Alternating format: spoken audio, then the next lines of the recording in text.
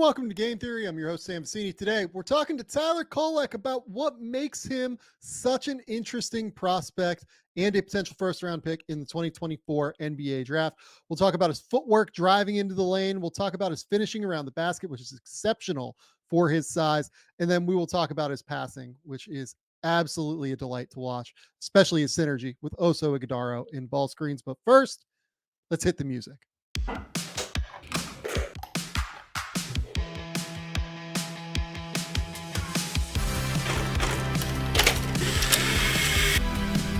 They do have a timeout. Decide not to use it. Way downtown. Bang! Bang! What's this gonna be? Wow! Are you kidding me? Hello and welcome to the Game Theory Podcast. I'm your host, Sam Vecenie. But if you watch the tape, what you will see completely orchestrated this game. All right, here now with Tyler Kolek, point guard from Marquette. Former Big East Player of the Year, All-American this season, about as decorated a player as you can get across college basketball. Tyler, what's going on, man? How you doing? Thanks for having me on. So the things that I kind of wanted to talk to you about, we're going to get into your game here in a second, but I kind of think of you as like the ultimate basketball grinder, like the dude who just got better literally every single season throughout the course of his career.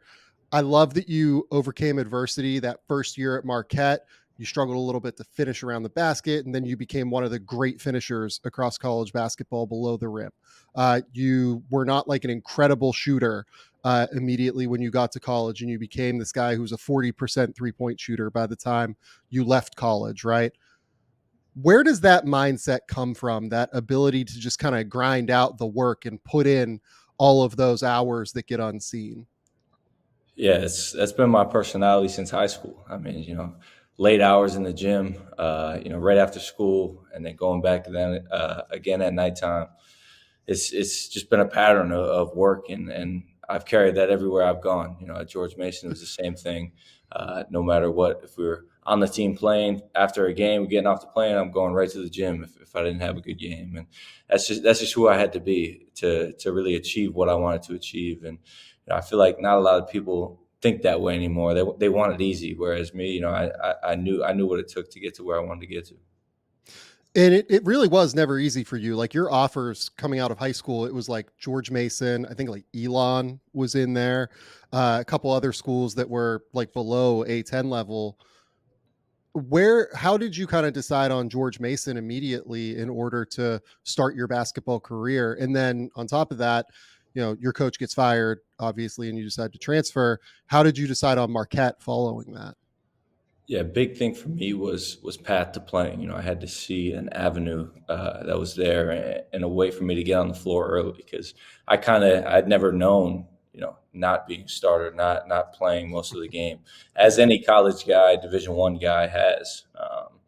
So just kind of seeing the roster construction, and then just building a relationship with the head coach. That was really important with me.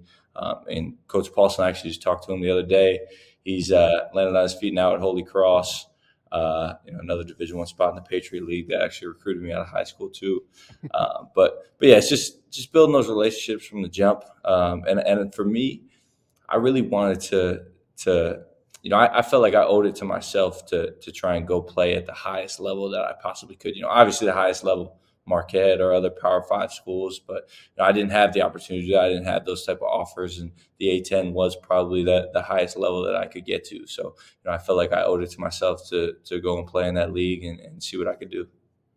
Yeah, and obviously we're very successful. I think you won Freshman of the Year in that league, and have just continued to grow and mature. The last thing I want to talk about before we get into the tape, just your personality, right? Like you're aware of how competitive you are, obviously, and also how that portrays itself on the court. You are fiery. You are unafraid to give it to your opponent.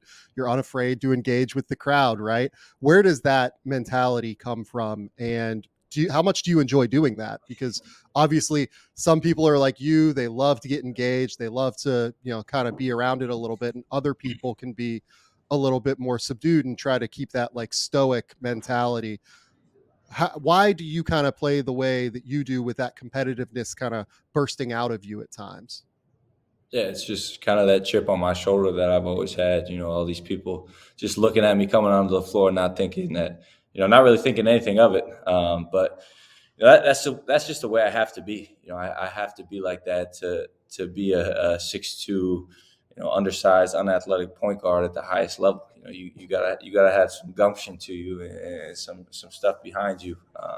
And just play. I love playing with the crowd. I mean, that was something. I'm not really big on talking trash to the opposing team, although it Yeah. may look like it. It's more friendly conversations with them. But I love playing with the crowd. From right when I walk out of the tunnel, the fans are at my head. So, every single game there's this one fan that just I'm picking them out. I remember it was last year we were playing at St. John's in the Big East tournament, the first game of the tournament.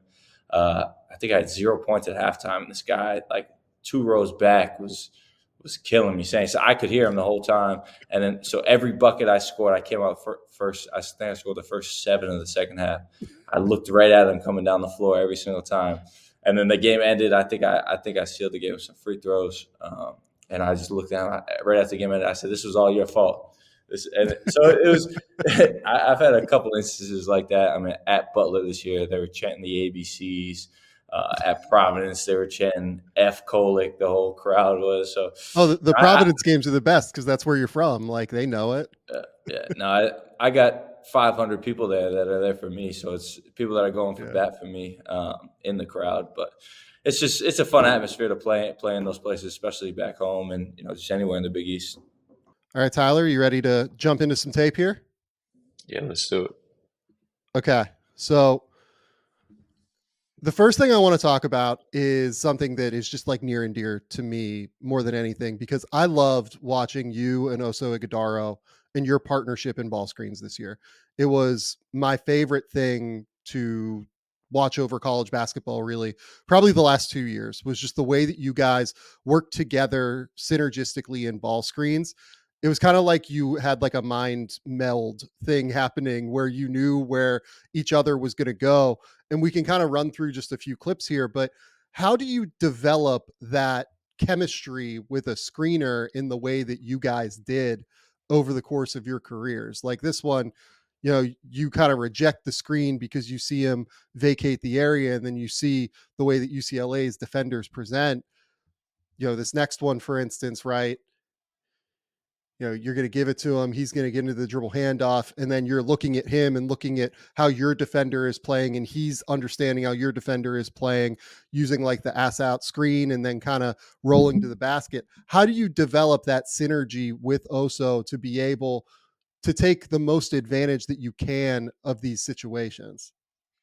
Yeah, it takes a while. I mean, it's countless hours in the gym. It's countless hours just knowing each other's games, knowing what we like, and it's not easy just to jump in and play with somebody. I know. So I've been in Chicago in the pre-draft process and playing a little bit with Zach Edey, Mm-hmm. and I'm coming off the ball screen and he's rolling, he's rolling down, and he's sealing his guy in a different way, and I'm throwing it, maybe turning the ball over. It's just because we don't know each other's games enough. We don't know what each other likes to do. Whereas, me and Oso, it's that perfect mix.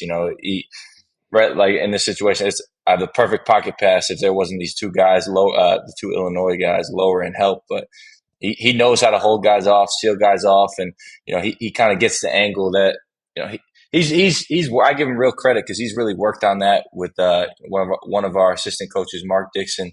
He'll go in there, throw bad passes to him every day. Just great hands, great feel for the game, and it was special to watch what he would do out of the pick and roll.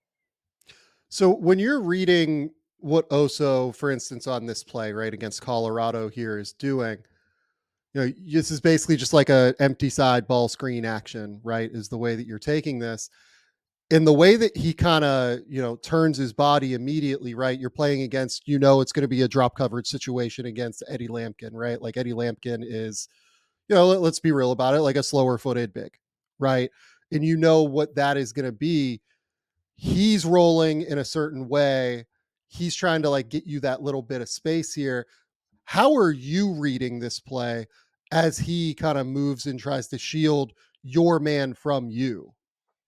Yeah, it's kind of a little cat and mouse play right here because my guy's going under the ball screen. So, Yep. I don't completely use it all the way. I kind of come off half, just trying to see what my defender is trying to do. And then also he does a great job just kind of staying in the way. And, we do a great job when, maybe if Eddie Lampkin comes up and the other guy come back the other way and I forget number 0 pops up the other way, then he would just slip to the basket. He would have a dunk, but he just finds space and has a great feel for the game and allows me to really, be at my best because when he's at his best. And then, like, for instance, this one, right? You're coming off of a double drag here in transition. You got both Ben Gold and Oso Ighodaro on the court, both of your, guys that would play center for you at times, and certainly Ben would come in for Oso at times. How are you reading to come off of this ball screen here where it seems like they're having your guy fight over the top to start, and then they're playing like a heavy drop with Josh Adoro like in the paint here for people that aren't aware. Josh Adoro is this big. He is Oso Ighodaro's man here. How are you reading this screen, and how are you coming off of this with that patience, that deceleration that you're using in order to use your body to shield the ball, shield everything from your man, basically? Yeah, so he's already on my back. Like you said, he's trying to fight over the top. The first screen is always going to pop, especially if Oso's in it, because he's always going to roll the basket. Um, so yeah, just once I got the guy all the way on my back, then I'm just kind of waiting for Oso to roll down so we can kind of play 2-on-1. Oduro's really got to make a decision if he wants to step up and take away the floater, or if he wants to retreat back and take away the lob or the dump off pass for Oso. But the guy actually does. My defender actually does a great job fighting back in front, but I just made a tough shot here. Yeah, I mean that, and then you give the little fist bump or like excitement to the crowd again. Like, this is Providence. This is from Rhode Island. You're excited about it, and I just love it, right? And then this one here against UCLA, you know, you're essentially rejecting the ball screen here, and what I'm most curious about is just you reading this help man here, right? So it's Berke Buyuktanshel, a freshman coming in, steps up, and he's actually like available in help here. A lot of guys, might not make that immediate help rotation there. You've got number 12 here. It looks like he is going to roll down and, make himself available on David Joplin. How are you reading the way that this is going to work? And then you're going to end up executing just like an absolutely nasty Euro step around here. What are you thinking as you're getting downhill, basically right as you exit this like ball screen reject?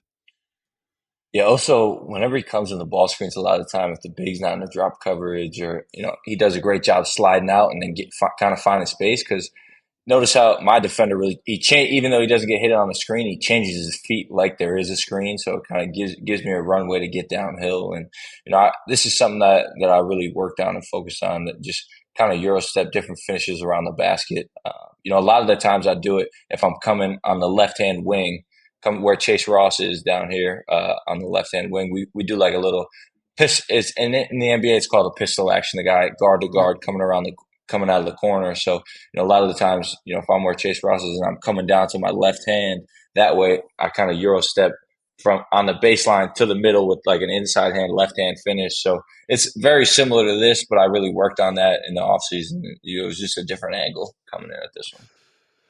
Yeah, I mean, just that footwork. The footwork for you is like always on point. Those little reverse pivots, those Euro steps, things like that. And, we're kind of just going to run through these again and get into the next section, which is going to be finishing, right? Like, I absolutely want to talk to you about your finishing because that was something that just continued to improve and improve. And the thing that I think is most impressive about you is the way that you use the rim as a shield. You use it as another body, basically, in order to protect the ball. And then additionally, the way that you use your own body and decelerate. You mentioned earlier, I'm not the most athletic guy in the world.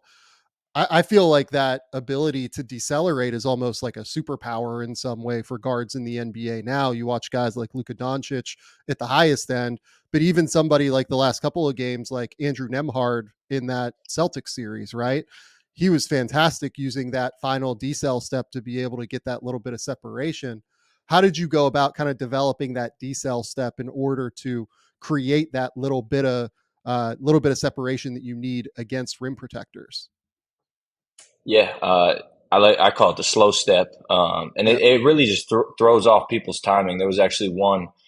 It's similar to this one in the Colorado play. Kind of step into him with my right foot and jumping away from the basket. I actually had one against Eddie Lampkin. It was on the left hand side of the screen. I was on the left hand side, and Yeah. it's not in these clips, but I actually came to a complete stop. So I went left foot, right foot, came to a complete stop, and then kind of shot like a hook shot over him. It was down the stretch, and it just throws people's timing off. You're going to the rack, they expect a 1-2 regular layup, and when you kind of throw a change up in there, an off speed pitch, it really just messes people up, and they're not able to time the jump like. He obviously, I think Tristan da Silva's 6'8", 6'9", long arms, Right. pretty athletic, but I was able to kind of easily get it over him just because I kind of threw his timing off with that. Yeah, it's really interesting just to kind of, for instance, run through this Da Silva one, right? Like you said, 6'8", 6'9", and you kind of use it a little bit here, but more you're just using your body as well. And what you do so well uh, in using your body is you just use that right shoulder so well to create that little bit of bounce. When you see somebody who is a little bit longer, because they did guard you with Da Silva, a decent amount down the stretch of this Colorado game, what are you kind of thinking here as you see that longer defender? How are you kind of trying to strategize to be able to get that little bit of separation that you need? Because in the NBA, obviously, you're going to face a number of longer defenders. I actually like when the guy is bigger and longer than me. I just feel like I can get by him so much easier than like a small, stronger guard. I maybe use a screen more to get by that guy. But like these guys, they're long, lengthy. They're not super coordinated. So like I'd almost rather have De Silva on me than what's his name, Simpson. KJ Just because Simpson, yeah. he's smaller, quicker. I could get to my spots for sure. I can finish around the rim maybe a little easier, but I just feel like I could get anywhere I want against a longer, bigger, more athletic guy, and I feel like I did that all year. Yeah, you definitely did. And the other thing that I like about where you're coming from is that the Marquette offense in general, I thought you guys were incredibly creative. I think that you guys run a lot of NBA style sets in terms of where you guys set your spacing players, in terms of the actions you run. Like, for instance, like this one, right? Like you're going to run like just a little like pitch back, like ghost action, right? Where you're going to end up with Adoro, in a really, really tough position here. They have to decide, they have to communicate through this so quickly, right? You have to make the decision. Are we going to switch? Are we going to drop? If we don't do that, like, if we don't switch it, you're probably going to end up with an open David Joplin 3, right? But instead, you're reading this and you decide, I'm just going to split this and go. When you see the way that they defend this, how are you reacting and like real time to this set? Yeah, a lot. So, like you said, we do a lot of NBA stuff, and a lot of NBA stuff is matchup hunting and putting their worst defenders in action, giving them a chance to mess it up. And we don't really, we're not a team like the Big Ten. They run a lot of sets. They're Yeah. slow, methodical league that's gonna wear you down, play to the end of the shot clock. Same with even like UConn, they like to play in transition, but they're gonna if they don't have anything in the first 5 seconds, they're going to pull it out, and Dan Hurley's going to call a play, and they're going to run around for another 15 seconds, make you really guard, get down to the end of the shot clock. And we don't really have any sets. We kind of just, we're just out there playing out of concepts, out of different actions. And this is we call this a slide out when David Joplin's trying to come into the screen, sliding out of the ball screen. And I'm just reading, like you said, Oduro before was in a bit heavy drop. And, we got 3 guys pinned on this kind of baseline corner, so there's so much space for me to operate, and just being able to get downhill and make a play to my left hand was pretty easy here. Yeah, it's just like really, really sharp, an immediate read that you have all of this like ocean of space, right? Like if you can get past Adoro here, you're just looking at space, right? Like this is so much space, especially with, Devin Carter, he's obviously a elite defender, has been an elite defender in college basketball the entire time he's been here.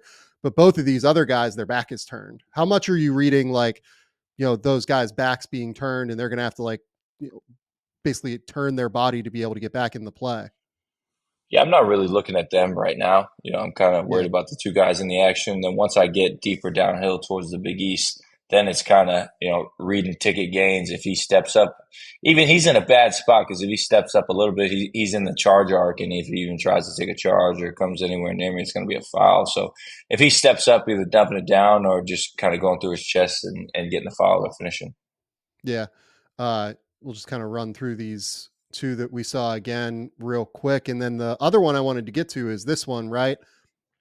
So this almost, I mean, you tell me what you guys call this. This almost like sets up as like a sideline, like Chicago or like a zoom action where you've got, the dribble handoff into like a double screen here.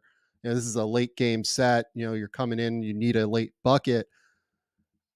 And then you just kind of turn the corner, obviously, and you see Eddie Lampkin, and then you get to this little floater, which is a shot I want to talk to you about because I think it's a really, really important shot for you as you move forward.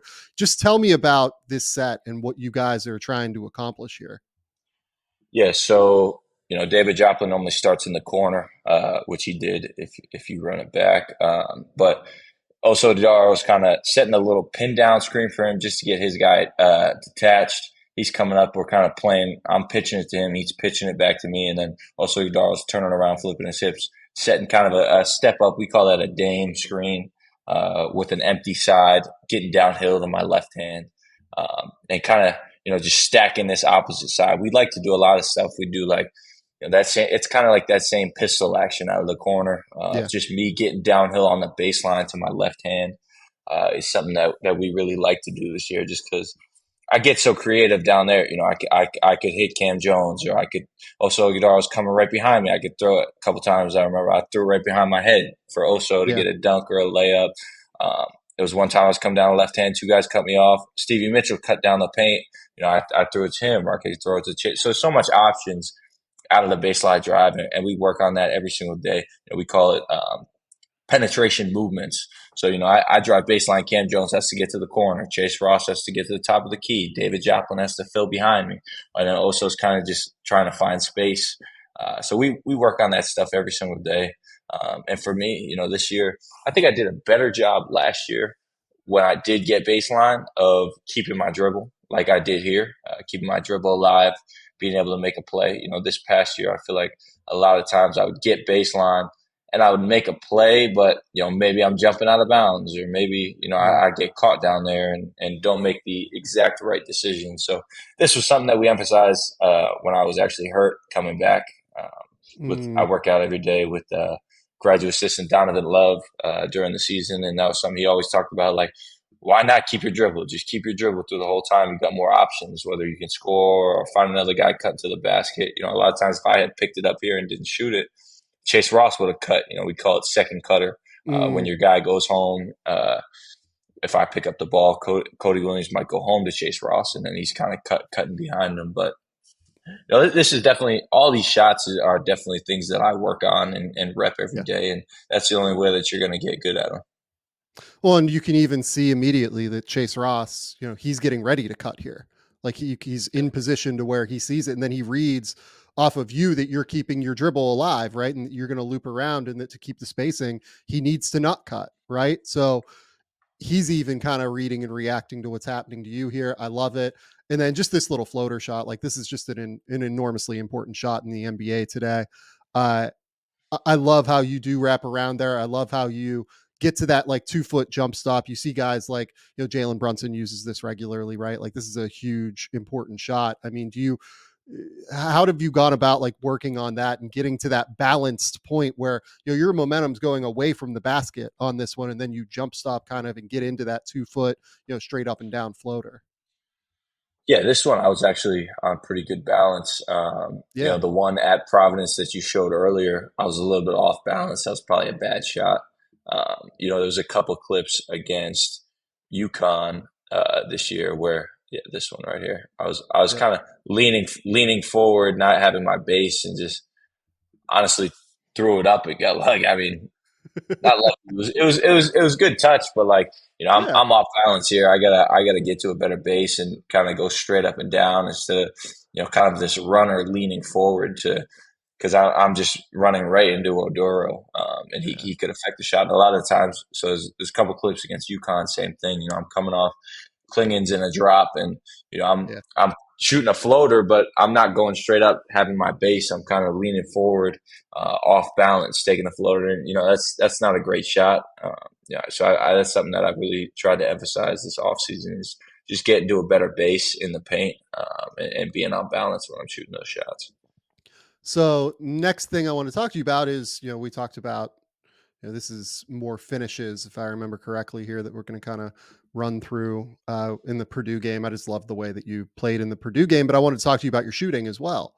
You're a guy that knocked down 39, I think, from three this year. It's never your first option. Like, you want to try and drive and you want to pass and make plays, but this one, it is your first option. I think that you can see already, like, you're communicating with Oso coming off of, this, I think it might be a drive or a offensive rebound or whatever, but the first thing you're doing right away is you're pointing out to Oso, hey, you've got Joplin here as a potential kick out, right?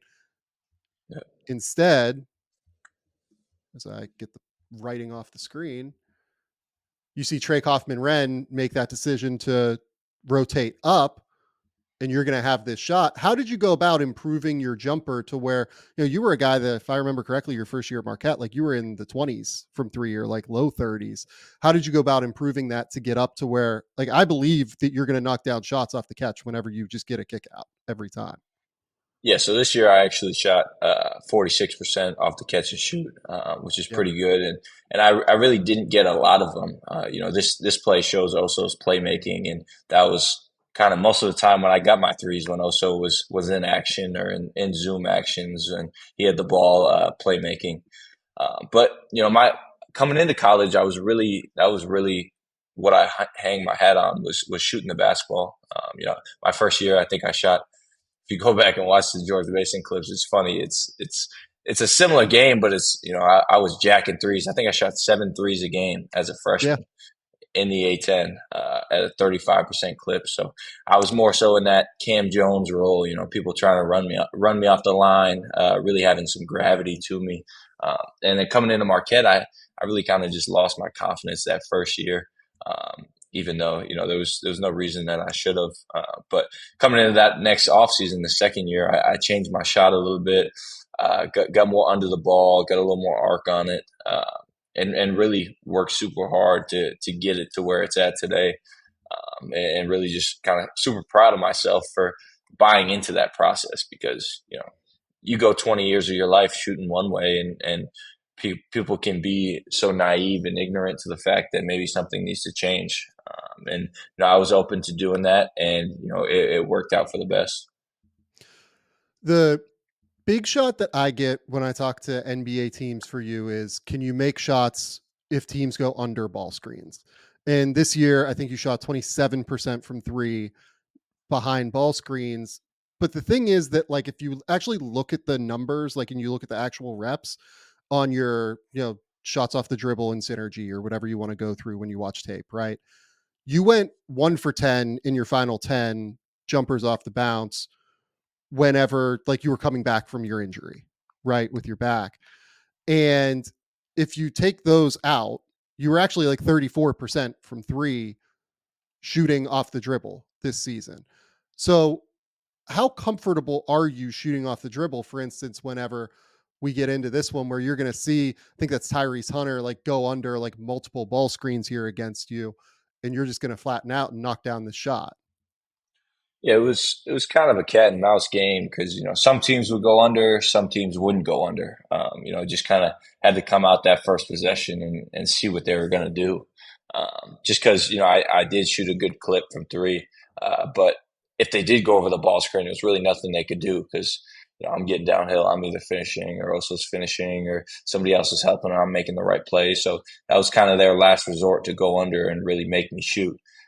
But it was something that I really worked on. Again, you really got to know your own game and really be self aware of what you need to improve on and what others think you need to improve on as well. Because they obviously didn't believe I could make that shot, and I grinded and really worked on it, and every time somebody goes under, I like here this clip I make it, and I'm yelling back at the coach like, don't effing go under, don't effing go under on me. Every single time somebody went under, I said the same thing. I said don't do that. You don't want to do that. Like just because giving myself that confidence, that little extra boost that I need to go out there and knock down that shot. Just literally looking at the bench. This is amazing. I love this so much. You can just see it. Because it was early in the game. I was telling him, don't go under my ball screen. It's going to be a long night, especially at Providence. That things are going up. Oh man, I absolutely love this. And then this one here, we're just gonna. I think this one. I can't remember if this is a miss or not. Um, yeah, this is gonna be the miss. But honestly, it looks good to me. Like you get into the shot like perfectly. You get your legs under you. Like everything is clean here. I have no doubt that you're gonna knock down shots behind ball screens. To be honest with you, like everything that I see here, everything's clean. Everything is, you clearly have great touch. You look at your free throw numbers. You've always made your free throws at a super high clip. You look at your 3-point numbers off the catch. You've always made those. I don't really see a guy that is going to struggle to shoot the ball behind ball screens. And that's going to open up that driving game for you, I think, as we saw in college. Shooting it off the dribble is all pickups. It's all your base. And even that last clip against St. John's, it's like I could come off this one dribble right here, take it, and then I don't need this extra dribble to kind of reset. To kind of get back to the right, I kind of leaned over to the right hand side. I could just take this one dribble off screen right there, 1-2 into my shot, and that's something that I've been repping, been working on this summer, trying to get better at. Yeah. Kind of eliminating those dribbles. Let's get into the passing now, because I mean, just a disgusting passer. Like, this, you led the Big East in passing 2 years in a row, and it's this, like, 3 years in a row. I'm sorry, I might have shortchanged you here, right? Yeah, three years in a row. I led the country in assists this year.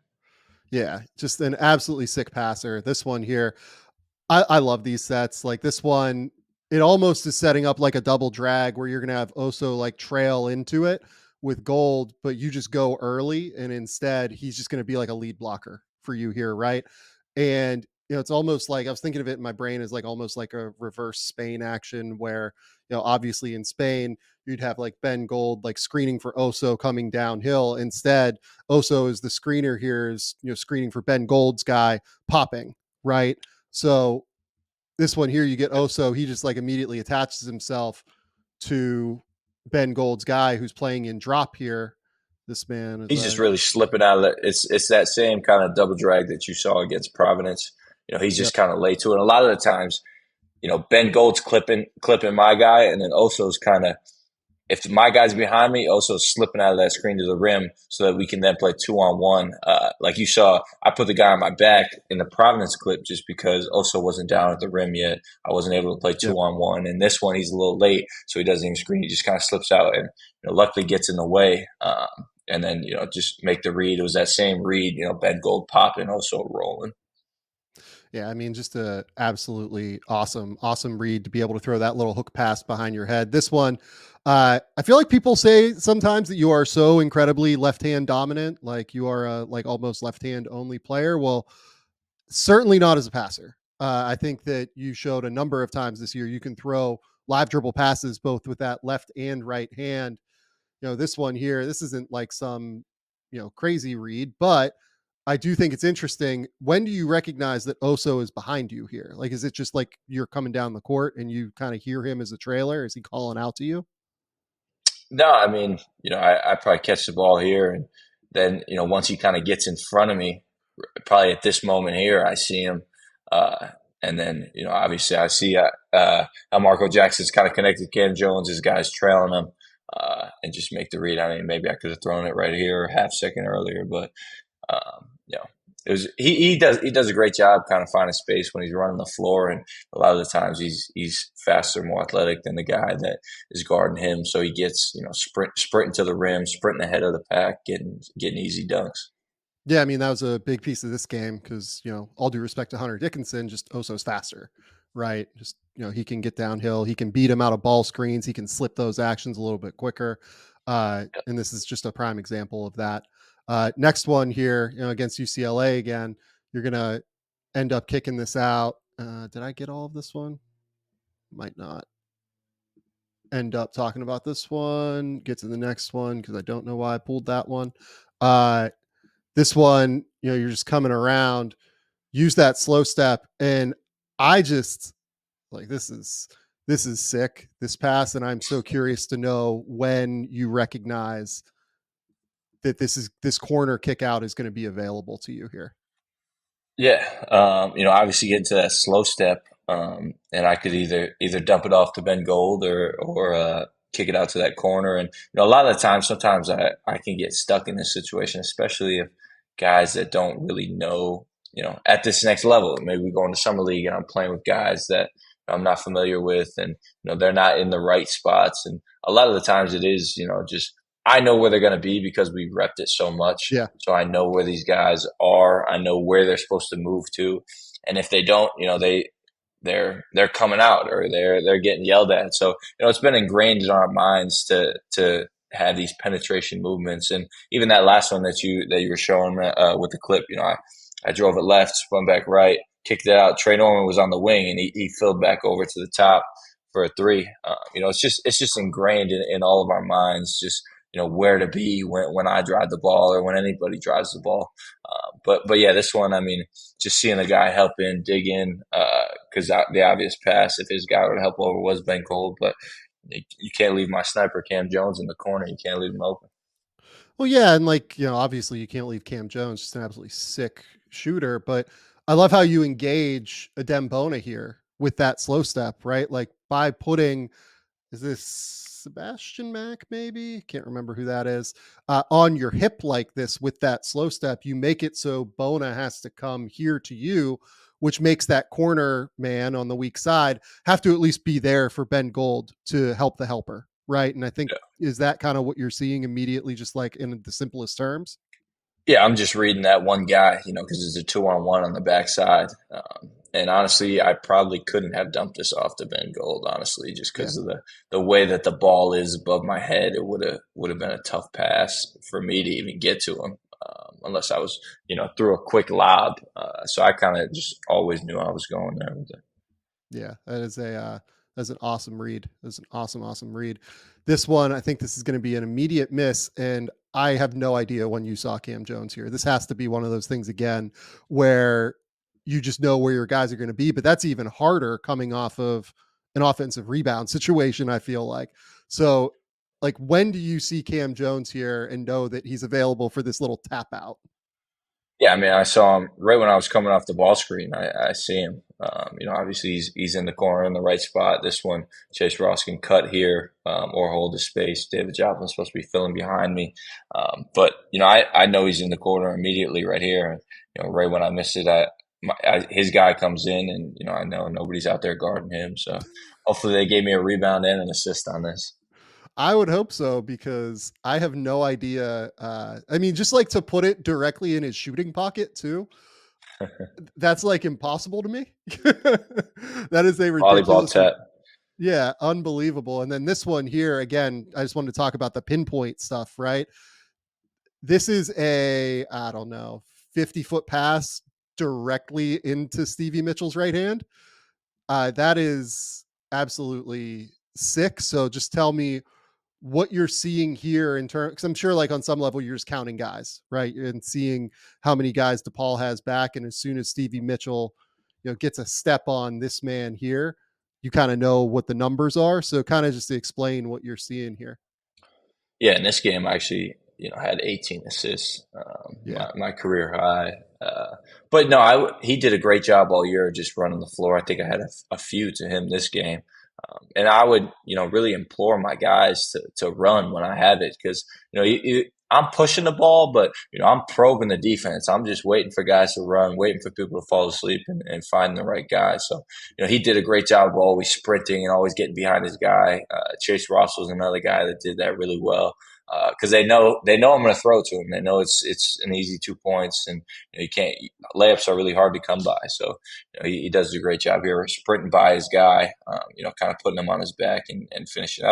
You got to talk about the catch and the finish more than the pass. I mean, one hand catch to right away finishing up, keeping it high like that. That was impressive. It's all sick. It's all absolutely sick and deserving of credit to me because yeah, you're 100% right. Like that is like a wide receiver, I don't know if we're going like as far as like Odell Beckham for the Giants, but that is a sick catch and finish for sure, but the pinpoint of putting it right on his hand every time. How do you improve that, pinpoint putting it directly in the shooting pocket every single time skill set? Because to me, it always felt like you put the ball exactly where your teammate wanted it every time. Is that something you work with them on as well in order to know like, hey, I want it a little bit lower so I can get into my like dip a little bit easier. Hey, I want it a little bit higher because I don't have as exaggerated a dip. Are you working with your teammates in that way to kind of like, get them the ball in the right spot that they want it? Because it always seemed like it was in the perfect spot for them.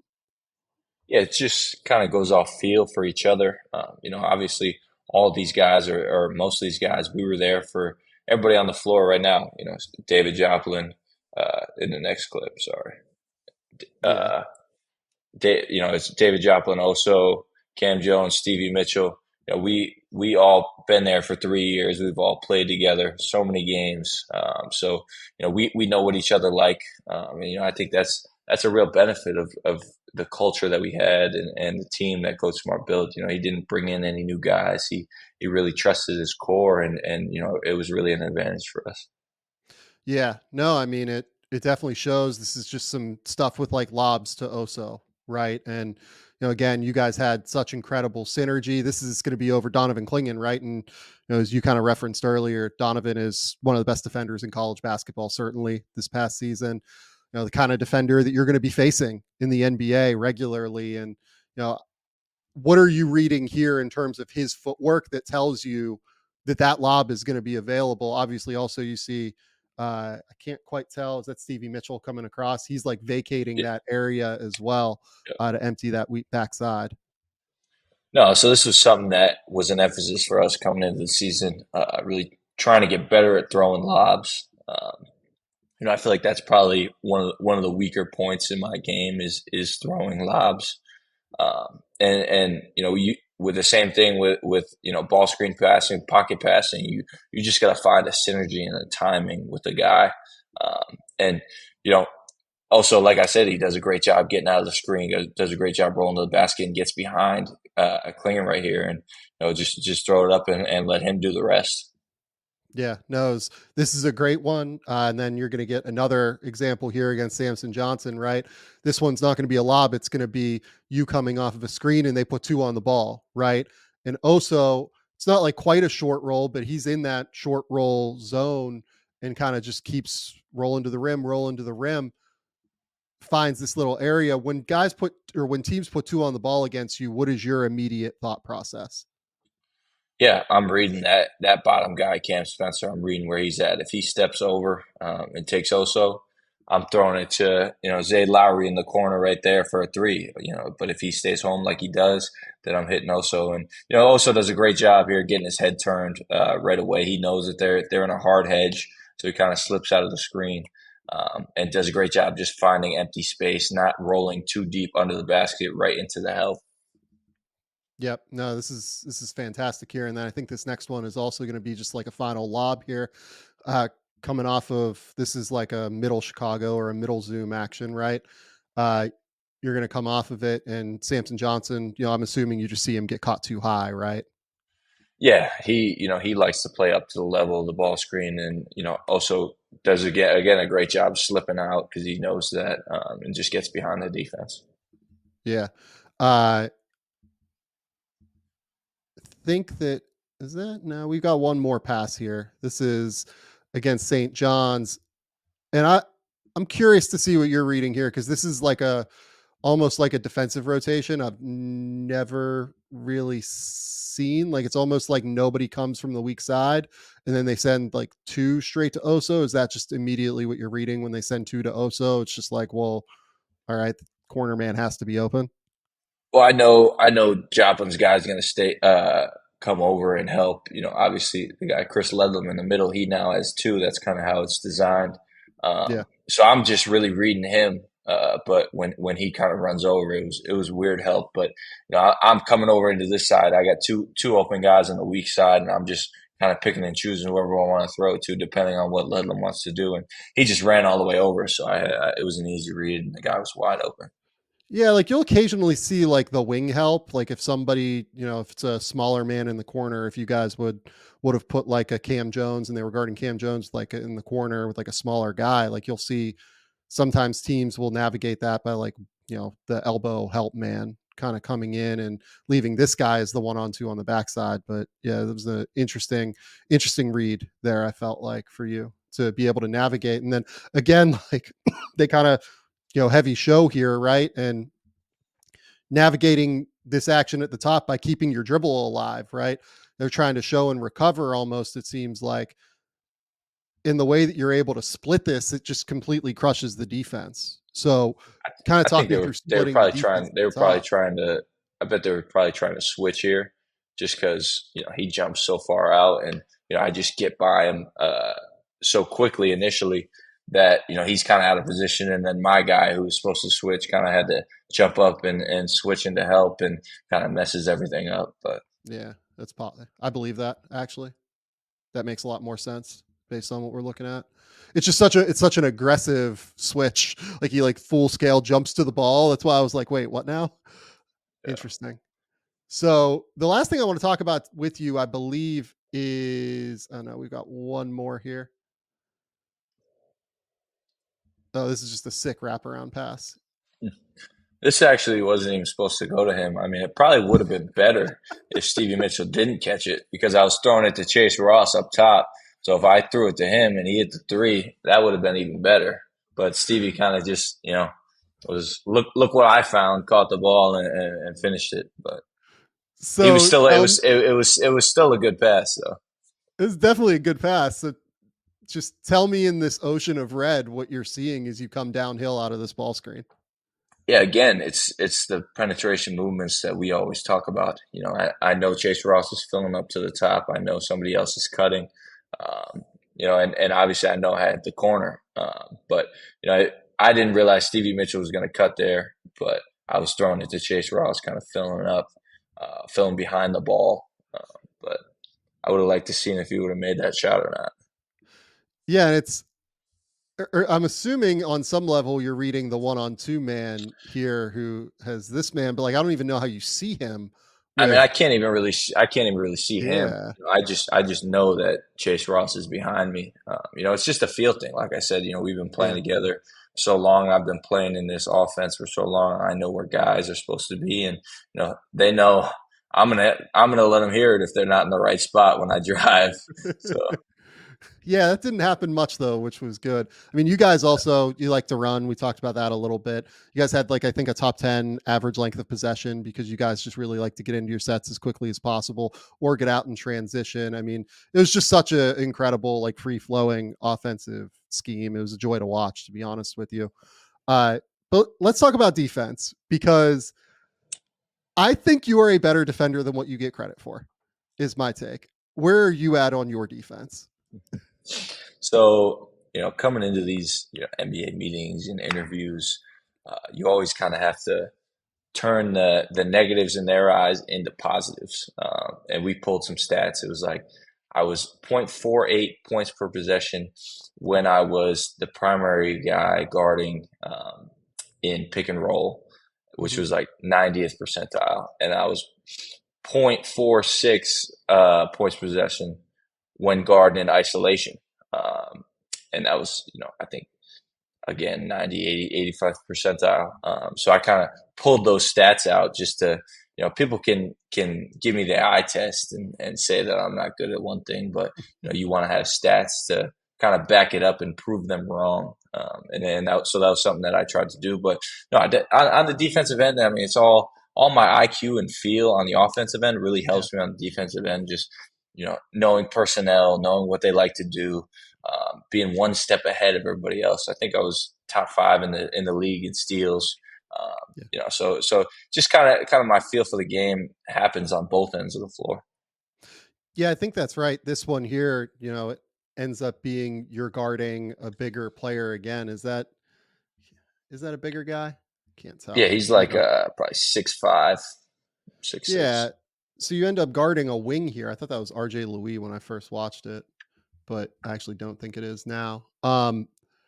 Regardless, like you end up in the situation where you're on an island. And I just love how you slide and use your chest, right? Like you use your strength super well to be able to stay in front and just get in front of that man and anchor yourself to that spot. And then look, you're not the longest guy in the world. There will be guys who can shoot over the top of you, but I love how you get underneath him. You go straight vertical contesting, and it's just, a really, really solid defensive rep to me. When you're guarding those bigger players, because that is something you will be tasked with doing in the NBA a little bit more often. What is your mentality whenever you have to deal with somebody who's 6'5" to 6'7"? Yeah, I actually in this game, towards the end of the game, I started guarding Chris Ledlam, Mm-hmm. the four man. But actually the year before we had Omax Prosper, so we Yep. would put Stevie Mitchell on the point guard, and then Omax kind of on that, a guy like this, a wing scorer, a Jordan Hawkins type guy, a Baylor Shireman type guy, and then I would actually guard the four man. So like last year, St. John's, they had Omar Stanley who went to Boise State, transferred there, and I was guarding him. I think he was Boise State's center this year at Mm-hmm. 6'9", 6'10". So those are the types of guys I actually like guarding, the bigger guys, because they'll try and post me up, but I'm real physical. I hold my ground. And I like banging down there with the big guys, but just knowing different angles, knowing how to cut guys off, taking away what they like, taking away their first option is something that's really important. Yeah, no, I think this is an excellent, excellent defensive rep here. And then this next one here, you get caught on the weak side as the low man. And this is something that NBA teams try to do with smaller guards all the time, right? They're going to try and lock you in to those 1-on-2 situations. And you actually don't end up being the low man. I think it's the next one where you're the low man, but you are in a 1-on-2 situation here where there's just a lot of ground for you to cover here, right? Like you have all of this space between these two guys where, because Joplin has to help down off of this double by Stevie Mitchell onto the block, he has to help the helper here, and you're responsible for these 1-2 guys. What is your mentality when you are guarding in that 1-on-2 situation? Yeah, these are just reps. We call it fire. We double the post, every time it goes in. So Stevie Mitchell's Cam Jones's guy spaces to the corner. So we're doubling off Stevie Mitchell's guy. If Cam Jones's guy was to stay on the wing, we double off his guy. Then Stevie would rotate over. Then I would rotate over. But since we're doubling off him, then I have the next one. So I'm just rotating. Kind of looking at Oso's guy has the ball. I'm just looking at his eyes, reading him, and I'm running through this pass because if I step up and take number two, I know David Joplin's behind me and he's going to take this guy. And when I do step over, say I don't get the steal and I'm just rotating to the closeout, I'm putting my left arm out. We call it an angled closeout, just trying to deter that pass, that quick one more to that next guy, to the shooter. So that was something that we really repped and worked on, and Coach Smart does a great job kind of teaching us different concepts on the defensive end. Yeah, so Shaka obviously got a lot of publicity this year for being a sixth defender for you guys. Consistently getting down a defensive stance. What's it like having to defend while Shaka is your coach? He's the one, he's slapping the floor. He's getting lower than all of us. In practice, if we're not in a stance, he's like, get in a stance like this, and he'll slap the floor and he'll get in a stance. So, I mean, he's just so into it. And you love to play for a guy with that much energy. And, he really gives you the freedom on the offensive end if you buy into all of the stuff that he wants you to do on the defensive end, and just giving great effort down on that side. And he lets you play. And, I think the relationship that we built when I was there over 3 years was really special, and he really, put his trust into me to kind of lead this group, and I put my trust into him when I was coming there. So That's awesome. That's fantastic. So this one, again, like I love that you're the low man here. I love that you make this immediate rotation in, you're tagging right here. You're just making sure that if Stevie Mitchell gets beat here, you're available, coming into the paint. And then you end up coming, back out. You're communicating here. I love the way that you can literally see, like, you're pointing, right? You're talking to your teammates. You're making sure everybody knows what's going on. You're not really in a 1-on-2 here because Joplin's kind of helping. He's kind of available because this looks like it could be a mismatch for Stevie Mitchell here on the block. He's kind of sealed off a little bit, but you kind of are in a 1-on-2 where you have to at least be responsible for these guys. And potentially, if it does go to the corner, you're probably going to go here and Joplin might X out. That might be how NBA teams run it at least. I mean, tell me how you guys look at a circumstance like this. Yeah, so Stevie Mitchell's kind of pinned on the 5 man, and David Joplin's, in this situation, we want Stevie to front, and Jop's on his backside. So if he throws it over the top, Stevie's trying to fight to see now he gets in front. So I'm kind of playing too. We call it, if it were to go in, we call it a threesome, kind of a triangle look that we want to get to where David Joplin's in the bottom. I've got the wing, the 2 guys, and Trey Norman's kind of at the top, so you can see that little triangle right there between the 3 of us on help side.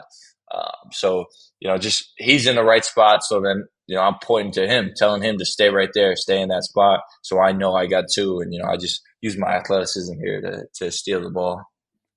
Yeah, man, I'm telling you, you downplayed your athleticism to start this thing, and 34-inch vertical. I was going to say. 34-inch vertical, sub 11 in the lane agility. You weren't that bad. I'm definitely I'm a better athlete than people think. On all the combine measurements, I was right in the middle of the pack. People would think I'd be bottom of the barrel and that stuff, but out of all the guys, all the guards, I was middle of the pack vertical, middle of the pack lane agility, all that stuff. So I was happy with it. Yeah, like you have that, and then you have that again. Like to me, the most important thing is the decel, like that slow step. You see the ability to slow down in the NBA is so much more important than the ability to speed up a lot of the time. And you have to have the ability to speed up to take best advantage of that slow step. But you've got that. Like you have enough of that to be able to take advantage of that, I think. Yeah, I mean, you see Luka. I mean, he moves at his own speed at 100%. all times. And all these guys are trying to do more of what he does, just play under his pace. And you can be 6'8" and have a +6 wingspan and jump out of the gym, but at the end of the day, if you don't know how to play the game, Jokic is another example of the same thing. He's just such a master of the game of basketball that he doesn't need all that extra stuff. And I feel like my IQ and feel for the game is really on par to that. Yeah, and the last 2 clips defensively I wanted to talk about here. Occasionally I thought you got caught up in screens. This one here, you're going to be running into, I think, DJ Burns, who's going to come up in it's going to be like a ram into like a horns almost. It looks like it's setting up as, and then you're just kind of dealing with DJ Burns, and DJ Burns is an enormous screener, and you're trying to navigate that. Kind of explain to me how you go about navigating screens in circumstances like this. Yeah, it's personnel based as well. We're going under the ball screen on this particular guy, and he kind of just jets back quick, and so I go under again, and that's actually a shot that we really want him to take.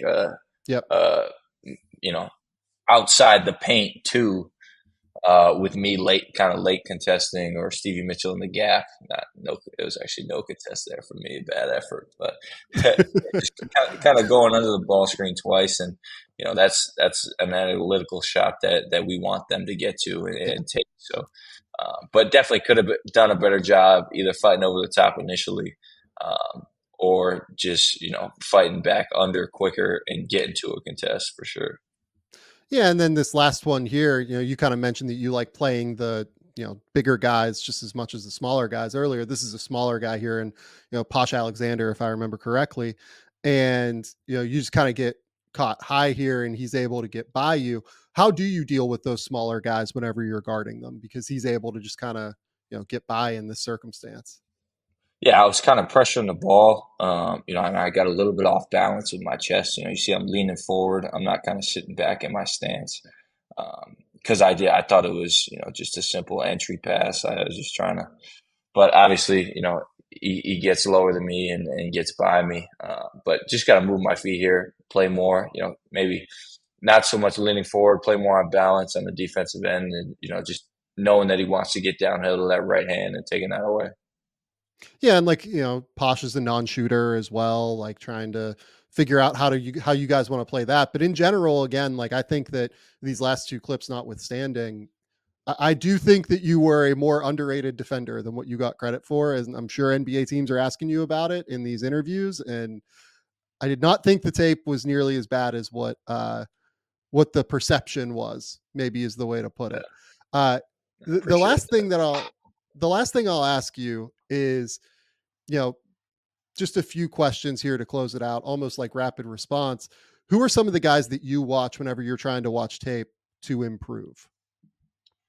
Yeah. I feel like my game is very different than a lot of people. There's not really many table setting guys in the league Yeah. anymore. The point guard position has turned into more scorers, and that really takes away from those other guys on the wing or the big guys that can really score the ball if your point guard's really trying to go get a bucket. So I feel like that'll really help me. I feel like a lot of the stars and the guys that really love to score the ball love to play with me just because I find them in any position and have those conversations of where they like the ball, what kind of spots they like the ball in. But you know.